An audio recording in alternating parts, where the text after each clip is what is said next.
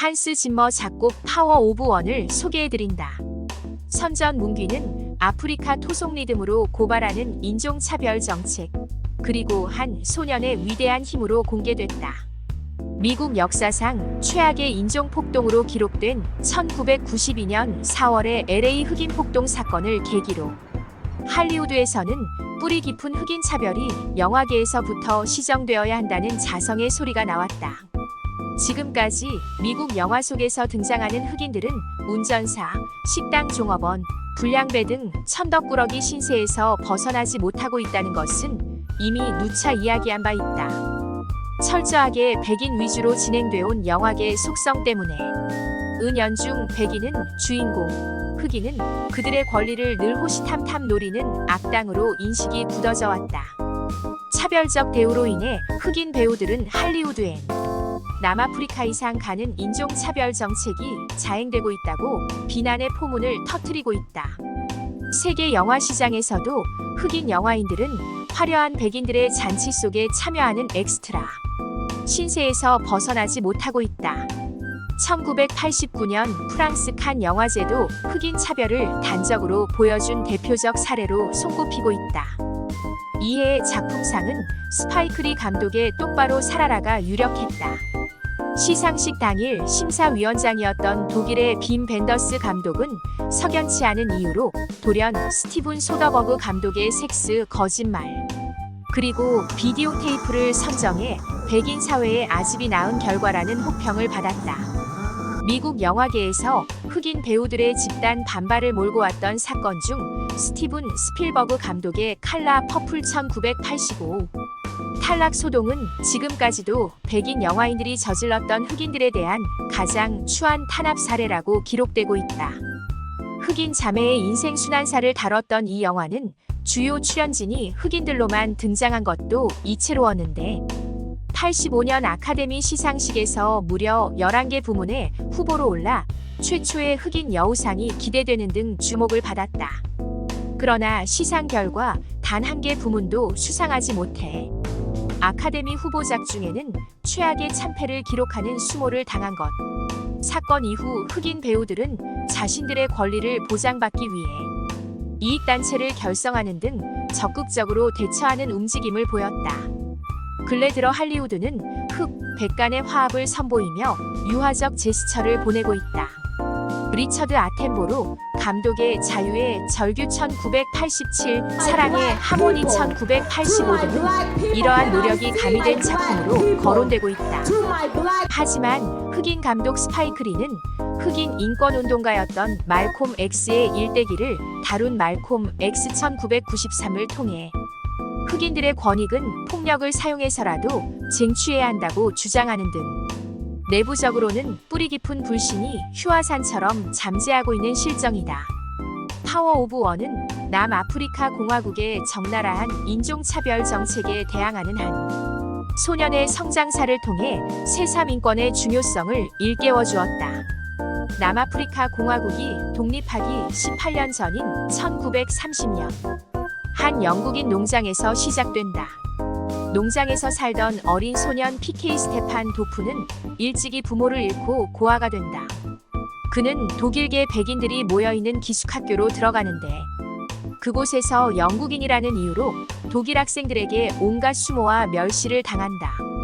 세월이 흘러 영국인 학교로 다시 전학을 간 PK는 독일계 백인인 다가민 뮬러 슈탈에게서 인생의 참 의미를 습득하게 되고 흑인 원주민길 PM 모건 프리만에게서는 권투를 배우면서 국적과 인종이 다르다는 이유로 인간 서로가 자행하는 비극적 현실을 목도하게 된다. PK는 흑인들에게 글자를 깨우쳐주면서 백인들이 무자비하게 자행해왔던 인종차별을 고발하고 어느덧 투사로 변해간다. PK가 나레이션 화자를 맡아 스토리를 엮어가고 있다. 이런 기법은 양철 북 1979, 개 같은 내 인생 1985에서 효과적으로 쓰였던 영상 진행법. PK가 흑인들의 구세주로 칭송받게 되는 레인메이커 의식 절차는 부두교 의식으로 치러진다. 닭은 기독교에서 부활을 의미하는 동물이기 때문에 부활절 때 계란을 선물로 주고 있다. PK의 스승인 닥은 수탁 분장을 하고 나와 고아가 된 PK에게 용기를 북돋아주고 있다. 엔젤 하트 1987에서 리사 보넷이 부두교 여사제로 등장해 달개 피를 온몸에 뿌리는 장면에서 느낄 수 있듯이 이 작품도 경건한 신의 존재를 밑바탕에 깔면서 진행되고 있다. PK가 아프리카의 상징인 코끼리와 마주대한 채 자기 손으로 코끼리 코와 악수하는 장면은 T1982에서 엘리오트 소년이 외계인 E.T.와 손가락을 맞대고 우위를 교류한 장면 이상으로 뭉클한 감동을 전해주는 장면이다. 파워 오브 원에서 주제를 함축시키는 가장 중요한 부문이 배경음악. 아프리카 음악은 1986년 폴 사이먼이 앨범 그레이스랜드에서 남아프리카의 소웨토 음악을 선보인 이후 지상 최후로 남아있는 인간의 리듬으로 칭송받고 있다. 그러한 천연의 소리가 사운드 트랙에 듬뿍 담겨있다.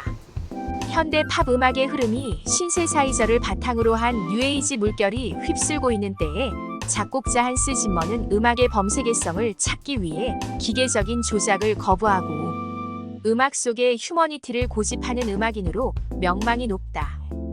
1992년작 파워 오브 원에서는 이런 그의 음악 열정이 하나가득 배어있는 것을 느낄 수 있다. 파워 오브 원 무대가 되고 있는 남아프리카 공화국은 격리라는 뜻의 아프리카어. 아파트헤이드로 악명이 높은 극단적 유색인종 차별 국가. PK가 정부 관리를 우롱하면서 서덜랜드 콘체르토를 지휘하는 장면과 이런 음모가 발각되어 결국 피엣이 구타당하고 죽는 장면은 무거운 주제를 함축적으로 전해주었다. 작곡자 한스 짐머는 제라르 드파르디유 주연의 그린 카드 1990에서도 두 남녀가 계약 결혼을 하기 위해 만나는 장소를 카페 아프리카로 설정할 정도로 남아프리카의 리듬과 하모니에 심취하고 있다. 이 영화에서도 블라웨어 교회 성가대가 불러주는 림포포 리버송, 센젠이나 워자, 엠파나 등의 곡을 통해 음악 세계의 묘미를 전해주고 있다. 메인송이라고 할 수 있는 더 파워 오브 원을 불러준 제디 펜더그레스는 남아공 지도자 넬슨 만델라가 30여 년 만에 석방됐을 때 축가를 부르는 등 흑인 권익을 위해 앞장서는 가수이다. 그만의 특유한 저음으로 이 영화가 나타내고자 했던 한 소년의 위대한 역할을 느끼게 했다. 존지 아빌드세는 로키 1976을 발표해 아메리칸 드림의 신화를 창조했는데 이 작품을 통해 한층 완숙한 영화 세계를 펼쳐주었다. 로키에 이어 가라데 키드 1984 등에서 권투 장면을 연출해냈는데 파워 오브 원에서도 PK가 백인 우월주의자를 응징하는 한 요소로 권투를 등장시켰다. 죽은 깨 소녀가 객석에서 응원을 보내면서 사랑의 이야기를 삽입시킨 것은 로키 라스트 씬을 떠올리게 하고 있다. 아프리카의 보츠와나와 짐바브웨를 무대로 로케이션됐다. 남아프리카 출신 작가 브리스 코트네이의 자전적인 소설을 각색했다. 황토빛 짙은 토양과 붉은 노을 그리고 림포포 리버송을 배경으로 선보이는 짐바브웨의 빅토리아 폭포 장면은 롤랑 조페 감독의 미션 1986에 등장했던 이과수 폭포 이상 가는 감동 어린 전율을 느끼게 했다. 남아프리카 출신 음악인 자니 클레그는 PK가 감옥소에서 지휘를 하면서 들려주는 서덜랜드 콘체르토 장면을 연출한 숨은 공로자. 남아프리카의 음악을 편곡하여 650여 명의 비전문인 합창단이 들려주는 한설인 합창 장면을 만들어냈다. 존 아빌드세는 로키가 아카데미 작품상을 수상하고 그 소감으로 훌륭한 영화란 훌륭한 등장인물들이 나오는 영화이다. 자기 자신보다 더 큰 무엇인가를 추구하는 등장인물들. 다시 말해서 훌륭한 가치를 추구하는 인물들이 등장하는 영화가 훌륭한 영화이다라고 정의한 바 있다. 아빌드세는 남아프리카의 한 백인 소년이 인종차별 정책을 대항해 투쟁하는 파워 오브 원을 통해 관객 모두에게 다시 한번 훌륭한 영화의 깊은 의미를 되새겨주고 있다. 생경한 아프리카 토속 리듬은 감동을 배가시켜준 요소가 됐다.